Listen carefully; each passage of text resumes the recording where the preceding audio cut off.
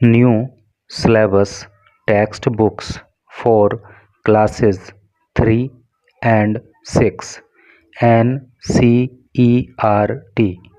क्या अर्थ हुआ? New syllabus, syllabus का अर्थ होता है पाठ्यक्रम, नया पाठ्यक्रम।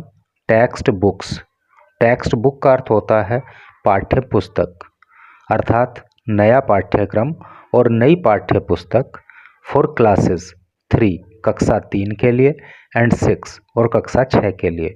NCERT, देखो NCERT की फुल फॉर्म होती है national council for educational research and training. तो क्या टोटल का अर्थ हुआ कि NCERT के अनुसार कक्षा 3 और कक्षा 6 के लिए अब नया सिलेबस होगा और नई टेक्स्ट बुक होंगी, अर्थात कक्षा 3 और कक्षा 6 के लिए जो है पाठ्यक्रम भी बदल जाएगा और अब जो है किताबें भी बदल जाएंगी। तो अगर आपके घर में, परिवार में, आपके परिचय में कोई CBSE बोर्ड में कक्षा 3 या कक्षा 6 में इस बार अगर आने वाला है तो उसके लिए अच्छी इन्फॉर्मेशन हो सकती है। और इंग्लिश तो आपको सीखने के लिए यहाँ पे मिलेगी ही मिलेगी। तो चलिए आगे पढ़ते हैं। New Delhi, the national council of educational research and training, जिसको शॉर्ट में NCERT बोलते हैं, विल रिलीज, रिलीज का मतलब होता है जारी करना, जारी करेगी ए न्यू सिलेबस, एक नया पाठ्यक्रम एंड टेक्स्ट बुक और नई पाठ्य पुस्तकें फॉर क्लासेस 3 कक्षा 3 के लिए एंड 6 और कक्षा 6 के लिए।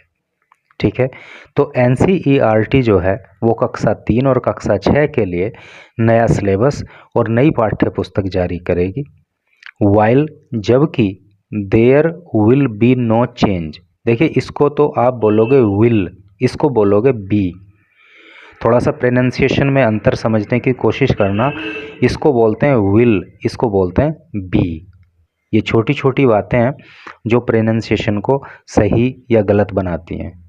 ठीक है, तो वाइल देयर विल बी, जबकि होगा नो चेंज, कोई परिवर्तन नहीं, इन द करिकुलम, करिकुलम का मतलब भी पाठ्यक्रम होता है, जैसे सिलेबस का मतलब पाठ्यक्रम होता है, तो in the same way curriculum का मतलब भी पाठ्यक्रम होता है। एंड टेक्स्ट बुक, और टेक्स्ट बुक में फॉर अदर ग्रेड्स, दूसरी ग्रेड के लिए, अर्थात जो दूसरी ग्रेड्स हैं, जो दूसरी कक्षाएं हैं, कक्षा 3 और कक्षा 6 को छोड़कर, तो उनके पाठ्यक्रम में और उनकी पाठ्य पुस्तकों में कोई भी परिवर्तन नहीं होगा। और यहाँ पे जो है फिर आगे देखिए, for the academic year 2024-25 commencing on April 1, commence का मतलब होता है शुरू होना, तो कमेंसिंग शुरू हो रहा है फ्रॉम अप्रैल 1, 1 अप्रैल से, अर्थात 1 अप्रैल से जो नया शैक्षणिक वर्ष 2024-2025 शुरू हो रहा है, तो उसमें कक्षा 3 और कक्षा 6 का सिलेबस और उसकी टेक्स्ट बुक जो है वो नई रहेंगी, और जो दूसरी क्लासेस हैं उसके पाठ्यक्रम में और उसकी टेक्स्ट बुक में कोई भी परिवर्तन नहीं होगा। ठीक है, आगे पढ़ेंगे। According to CBSE officials, CBSE के ऑफिशियल का मतलब होता है अधिकारी, तो CBSE के अधिकारियों ने ये वाली बात बताई। The NCERT has informed the central board of secondary education, जिसको शॉर्ट में CBSE बोलते हैं, C for central, B for board और S फॉर सेकेंडरी और E फॉर एजुकेशन। तो central board of secondary education, that क्या मतलब हो रहा है, the NCERT has informed, NCERT ने सूचित कर दिया है। देखिए हैज़ आ रहा है, वर्ब की थर्ड फॉर्म आ रही है, तो ये प्रेजेंट परफेक्ट टेंस का सेंटेंस है।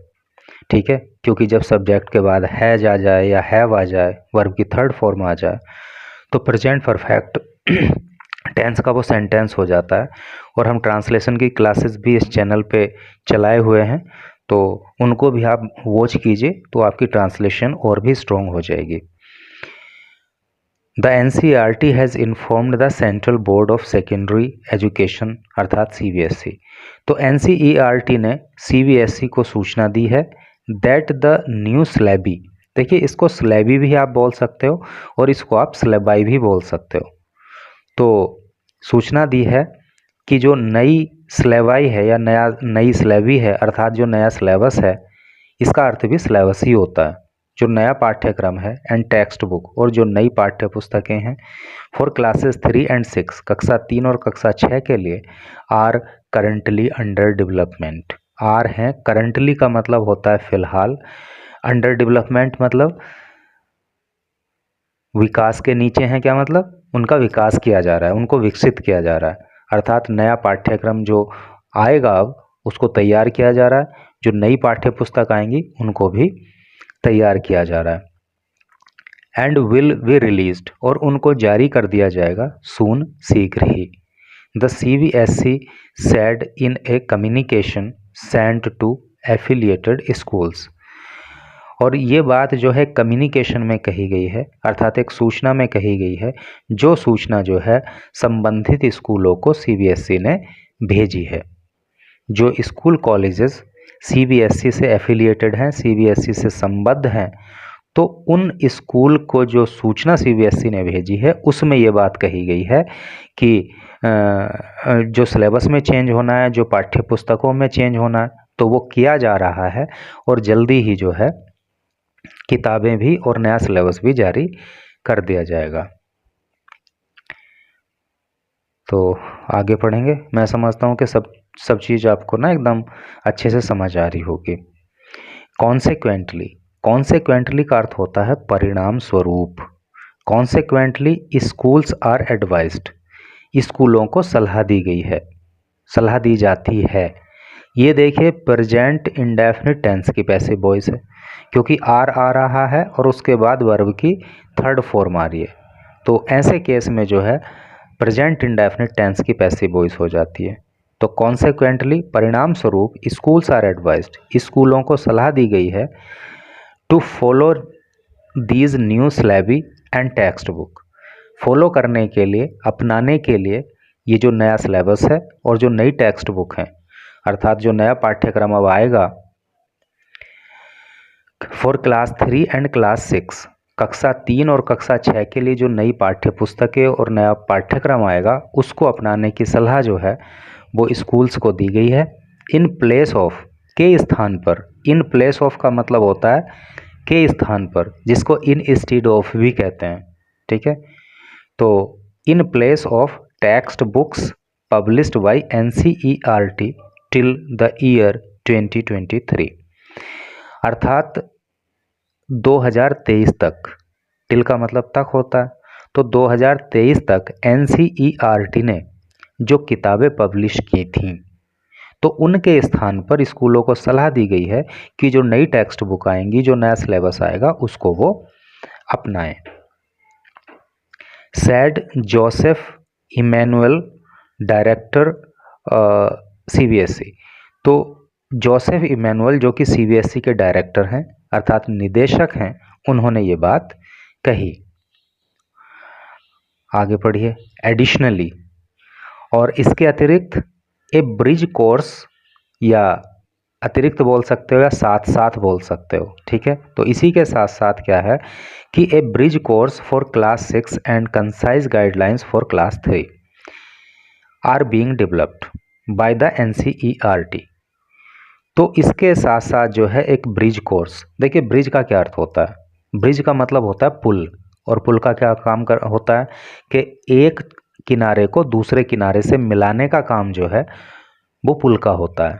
तो ब्रिज कोर्स का क्या मतलब हुआ, एक ऐसा कोर्स जो पहले सिलेबस और जो आपका सिलेबस आएगा, जो पहली पाठ्य पुस्तक है और जो आपकी पाठ्य पुस्तक आएंगी, तो उनके बीच में एक ब्रिज का काम करेगा, ठीक है। क्योंकि जब स्टूडेंट अभी तो पुराना सिलेबस पढ़ रहे थे, अभी नया सिलेबस पढ़ेंगे, तो उनको किसी तरह की कोई परेशानी ना हो, इसके हिसाब से जो है एक ब्रिज कोर्स तैयार किया जा रहा है कक्षा 6 के लिए। एंड कंसाइज गाइडलाइंस, कंसाइज का मतलब होता है संक्षिप्त और गाइडलाइंस का मतलब होता है दिशा निर्देश। और संक्षिप्त में जो है दिशा निर्देश तैयार किए जा रहे हैं कक्षा 3 के लिए। आर बीइंग डेवलप्ड, तैयार किए जा रहे हैं सब बाय एनसीईआरटी के द्वारा। क्यों तैयार किए जा रहे हैं ये सब? टू फैसिलिटेट, फैसिलिटेट का मतलब होता है सरल बनाना या आसान बनाना। आसान बनाने के लिए या सरल बनाने के लिए ए सीमलेस ट्रांजिशन। देखिए सीमलेस का मतलब होता है बिना जोड़ का, ठीक है, बिना जोड़ का मतलब जिसमें कोई जोड़ ना हो, एकदम स्मूथ, बिना किसी दिक्कत के। ट्रांजिशन, ट्रांजिशन का मतलब होता है परिवर्तन काल, है नहीं। फॉर स्टूडेंट्स, छात्रों के लिए, two new pedagogical practices. Pedagogical का अर्थ होता है शैक्षणिक, जो शैक्षणिक प्रैक्टिसेस हैं, एंड एरियाज ऑफ स्टडी, और जो पढ़ाई का क्षेत्र है, स्टडी का क्षेत्र है, ठीक है। कहने का क्या मतलब है, ये जो ट्रांजिशन का मतलब है, ये ट्रांजिशन क्यों यहाँ पे यूज हुआ है? परिवर्तन काल का मतलब क्या है कि एक पुराने सिलेबस में, एक पुराने सिलेबस से अब हम नए सिलेबस में जा रहे हैं, पुरानी पाठ्य पुस्तकों को छोड़कर अब हम नई पाठ्य पुस्तक पढ़ने वाले हैं। तो ये जो एक काल होगा तो वो ट्रांजिशन फेज कहलाएगा, कि पुरानी चीज़ से हम नई की तरफ जा रहे हैं, तो वो एक ट्रांजिशन फेज होता है। तो ऐसे करके तो छात्र जो हैं, छात्रों को कोई दिक्कत ना हो इस परिवर्तन काल से गुजरने में। और किससे संबंधित? शैक्षणिक प्रैक्टिसेस, यानी कि शिक्षा संबंधित जो समस्याएं हो सकती हैं, छात्रों को वो समस्याएं ना हों, इसलिए ये ब्रिज कोर्स तैयार किया जा रहा है। इसीलिए जो है कंसाइज गाइडलाइंस भी तैयार की जा रही हैं।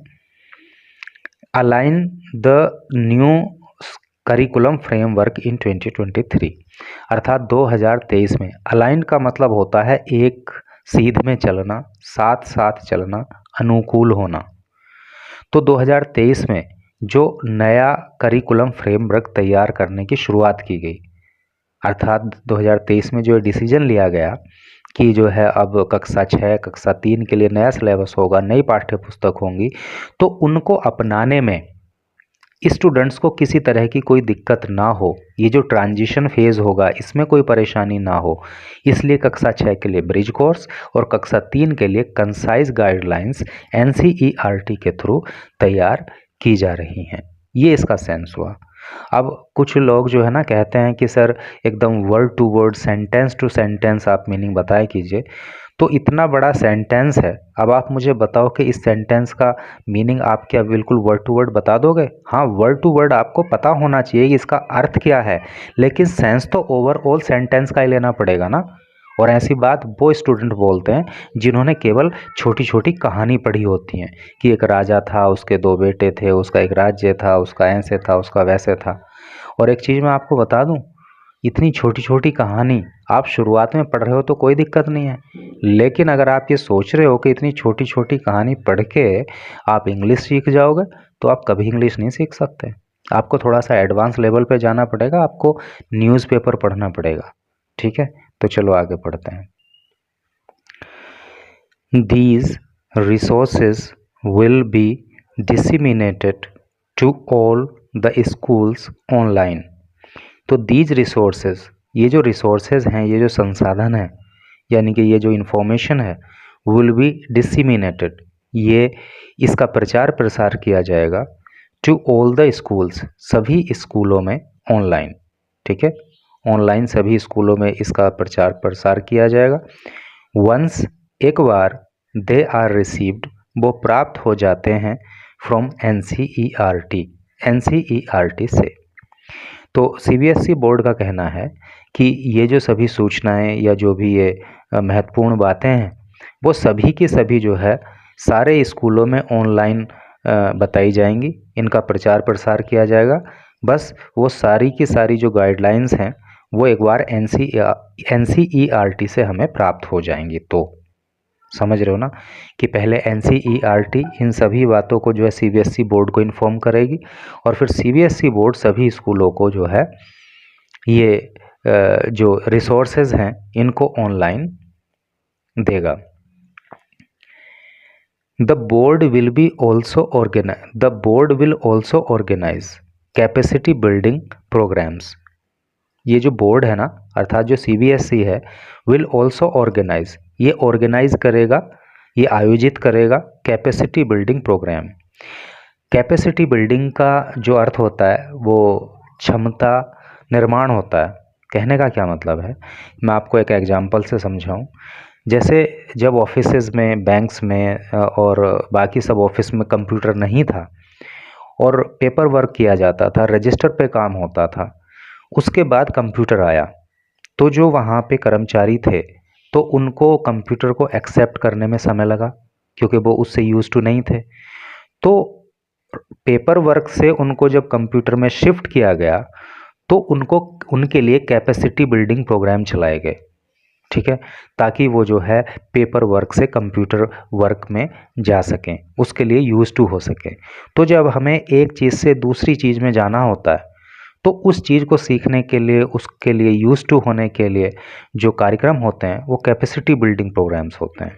तो अब चूंकि पुराने सिलेबस से हम नए सिलेबस में आ रहे हैं, पुरानी पाठ्य पुस्तकों से नई पाठ्य पुस्तकों में आ रहे हैं, तो उसके लिए जो है कैपेसिटी बिल्डिंग प्रोग्राम्स चलाए जाएंगे फॉर स्कूल हेड्स, स्कूल के हेड के लिए, अर्थात जो स्कूल के प्रिंसिपल वगैरह हैं उनके लिए, एंड टीचर्स, और टीचर्स के लिए, टू ओरिएंट, ओरिएंट करने के लिए। ओरिएंट का मतलब होता है अनुकूल बनाना, ताकि वो हेड्स स्कूल के टीचर अनुकूल बन जाएं with the new teaching learning perspective. जो पढ़ाई लिखाई के नए पर्सपेक्टिव हैं, जो नया स्वरूप है, पर्सपेक्टिव का मतलब स्वरूप, जो नया स्वरूप है, एज एनविजन्ड, जिसकी परिकल्पना की गई इन NEP 2020। NEP की फुल फॉर्म होती है नेशनल एजुकेशन पॉलिसी, जिसको हिंदी में राष्ट्रीय शिक्षा नीति कहते हैं। 2020 तो 2020 की जो राष्ट्रीय शिक्षा नीति है उसमें जो शिक्षा संबंधी पर्सपेक्टिव हैं, शिक्षा का जो स्वरूप है, उसके लिए स्कूल के हेड्स, स्कूल के टीचर्स अनुकूल बने, इसके लिए कैपेसिटी बिल्डिंग प्रोग्राम जो है वो चलाए जाएंगे। तो आ गया ना क्लियरली समझ में। अब लास्ट पैराग्राफ को पढ़ेंगे। There will be no change in the curriculum. Curriculum में अर्थात पाठ्यक्रम में कोई परिवर्तन नहीं होगा, एंड टेक्स्ट बुक, और टेक्स्ट बुक में भी कोई परिवर्तन नहीं होगा, फॉर अदर क्लासेस, अन्य क्लासेस में। जो दूसरी कक्षाएं हैं, अर्थात कक्षा 3 और कक्षा 6 को अगर छोड़ दें तो बाकी जो कक्षाएं बचती हैं तो उनके पाठ्यक्रम में और उनकी टेक्स्ट बुक में कोई परिवर्तन नहीं होगा, for the academic year 2024 to 25।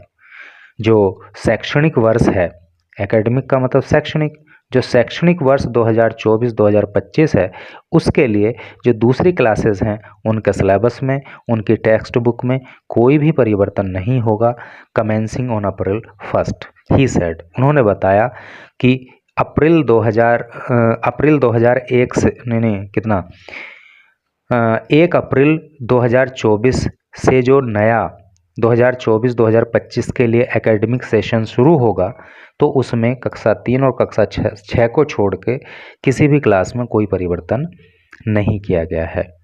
तो इस तरह से करके न्यूज़ थी।